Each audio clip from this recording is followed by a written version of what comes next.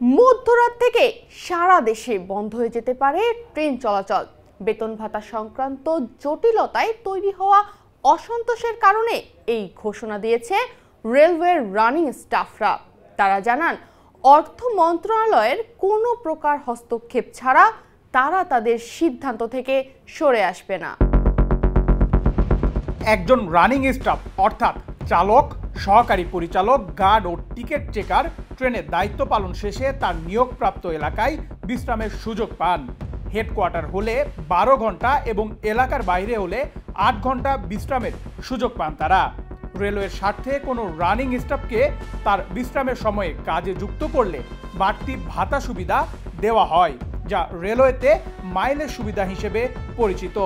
তবে 2021 সালে অর্থ মন্ত্রণালয় মাইলেজ সুবিধা সীমিত করতে রেল মন্ত্রণালয়কে চিঠি দেয়। এরপরই ক্ষুব্ধ হয়ে ওঠেন রানিং স্টাফরা। এরই ধারাবাহিকতায় সোমবার মধ্যরাত থেকে সারা দেশে বন্ধ হতে পারে ট্রেন চলাচল। মূল বেতনের সঙ্গে রানিং অ্যালাউন্স যোগ করে পেনশন প্রদান এবং আনুষঙ্গিক সুবিধা দেওয়ার বিষয়ে জটিলতা নিরসন না হওয়ায় পূর্ব ঘোষণা অনুযায়ী 27 জানুয়ারির দিবাগত রাত অর্থাৎ 28 জানুয়ারির প্রথম প্রহর রাত 12টা 1 মিনিট থেকে কর্মবিরতিতে যাচ্ছেন তারা। এর আগে এমনটি জানিয়েছিলেন বাংলাদেশ রেলওয়ে রানিং স্টাফ ও শ্রমিক কর্মচারী সমিতির সাধারণ সম্পাদক মুজিবুর রহমান। ভারতের যে অপারেটরের শর্ত দিয়ে এইটা বাতিল করতে হবে।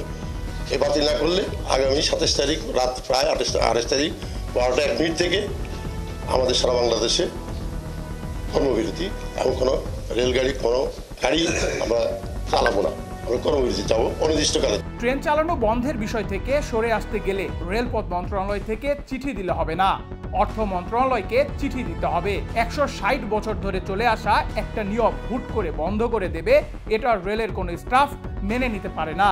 সেই সঙ্গে এ নিয়ে আর কোনো সুযোগ দেওয়া হবে না বলেও জানান তিনি। চক্রান্তের মাধ্যমে অর্থ মন্ত্রণালয়ের একটা চিঠির মাধ্যমে আমাদের 160 বছর যেটা রেল জন্মলগ্ন থেকে যেটা রানিং স্টাফরা পেয়ে আসছে, তাদের পার্ট অফ পে হ্যান্ডিং অ্যালাউন্স যাকে বলে, সেটা একটা চিঠির মাধ্যমে তারা কর্ম করে দিয়েছিল।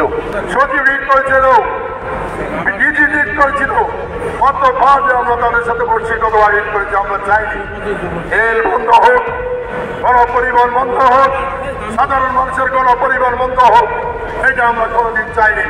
তাই বারবার আলোচনা গিয়েছি, আলোচনা ফিরে এসেছি, আলোচনা গিয়েছি, আলোচনা ফিরে এসেছি, কিন্তু এক পর্যায়ে যখন আপনারা জানেন 2022 সালে রেলওয়েতে মোট 2036 জন রানিং স্টাফ থাকার কথা, কিন্তু সেখানে বর্তমানে আছে 1036 জন। ট্রেনের সময়সূচি ধরে রাখতে গেলে স্বাভাবিকভাবেই একজনকে 2 জনে চাকরি করতে হয়, ফলে মাইলেজের টাকার পরিমাণ বেশি হয় বলে জানান তারা।